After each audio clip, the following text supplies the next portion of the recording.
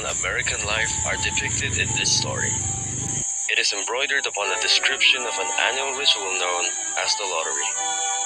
In a small village of about 300 residents, the locals are in an excited yet nervous mood on June 27. Children gather stones as adult townfolk assemble for their annual event, which in the local tradition is practiced to ensure a good harvest. Though there are some rumors that nearby communities in the north are discussing giving up the lottery, and some have already done so. In the morning of the lottery, the townspeople gather close to 10 a.m. to have everything done in time for lunch. Just as Mr. Summers finally came in talking, he turned to the assembled villagers. Miss Hutchinson came hurriedly along the path to the square, her sweater thrown over her shoulders and slid into place in the back of the crowd. Mr. Summers and Mr. Martin arrived with the box. The crowd immediately formed a circle right after they saw Mr. Summers coming. Mr. Summers was checking if all the people in town is here, and whilst he was taking attendance, someone said, Tessie! Tessie's not here! Is that so? Bill, where is your wife? Here very soon.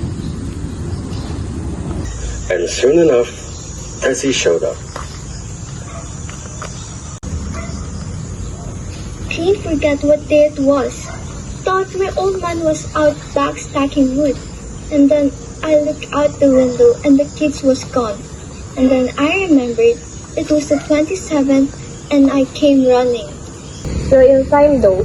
They're still talking away up there. Here comes your Mrs. Hutchinson. Mrs. Hutchinson raised her husband, and Mr. Summers, who had been waiting, said cheerfully, Thought we were going to have to go on without you, Tessie. Have you the dishes in the sink now, would you, Joe? and soft laughter ran through the crowd as the people stirred back into position after Mrs. Hutchinson's arrival. Well now, guess we better get started. Get this over with, so we can go back to work. Anybody ain't here? Well, guess that's everyone. Did Old Man Warner make it? Here.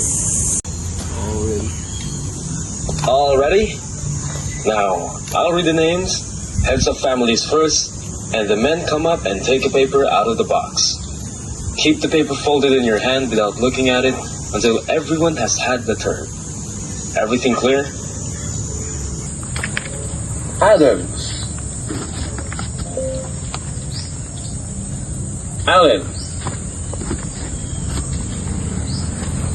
Anderson. Benson. Seems like there's no time between daughters anymore. Clark.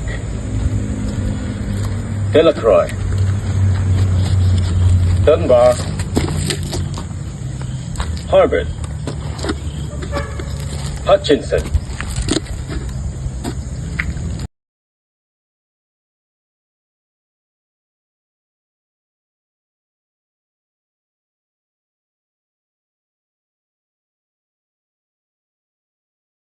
Get up there, Bill. They do say that over in the North Village, they're talking of giving up the lottery. Pack of crazy fools, listening to the young folks, nothing's good enough for them. Next thing you know, they'll be wanting to go back to living in caves. Nobody works anymore. Live that way for a while. Used to be a saying about the lottery in June. Gonna be heavy soon. First thing you know, we'd all be eating stewed chickweed and acorns. There's always been a lottery. Bad enough to see young Joe Summers up there joking with everybody. Some places have already quit the lottery. Nothing in trouble in that pack of young fools. Mr. Summers called his own name, and then stepped forward precisely and selected the slip of paper from the box. Warner. 77th year, I've been in the lottery. 77th time. After Mr. Summers called out all of the names, there was a long pause, a breathless pause, until Mr. Summers, holding his slip of paper in the air, said, "All right, fellas." For a minute, no one moved, and then all of the slips of paper were opened. Suddenly, all the women began to speak at once, saying, Who is it? What's got us? Who is it? What's got us? Then the voices began to say, It's Hutchinson. It's Bill. Bill Hutchinson's got it. people began to look around to see the Hutchinsons. Tessie Hutchinson was standing quietly, staring down at the paper in his hand.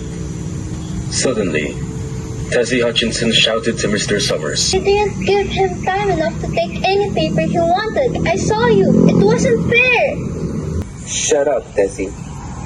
"Well, everyone, that was done pretty fast. And now we've got to be hurrying a little more to get done in time. Bill, you draw for the Hutchinson family. You got any other households in the Hutchinsons?" There's Dawn and Eva. Make them take their chance. First draw with their husbands' families, Tessie. You know that as well as anyone else. It wasn't fair. I guess not, Joe. My daughter does with her husband's family. That's only fair. And I have got no other family except the kid. How many kids, Bill? 3. There's Bill Jr., Nancy, and little Dave, and Tessie and me. I think we ought to start over. I told you it wasn't fair. You didn't give him enough time to choose. Everybody saw that. Ready, Bill? Little boy came willingly up to the box. Take a paper out of the box, Davy. Just take one paper. Nancy, next. Bill Jr. Tessie. Bill.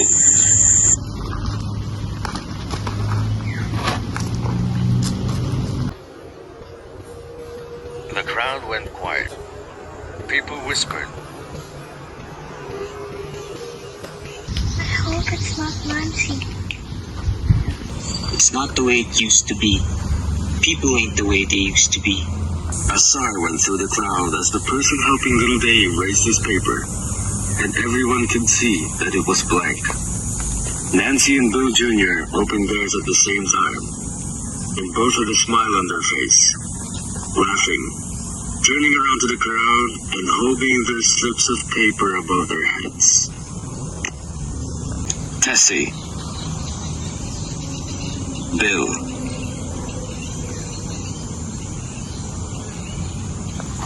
It's Tessie. All right, folks, let's finish this quickly. Come on, hurry up. There, I can't turn at all. We'll have to go ahead. I'll catch up with you.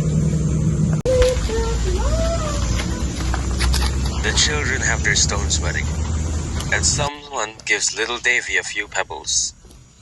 Tessie Hutchinson was in the center of a cleared space. She held her hands out desperately as the villagers moved in on her.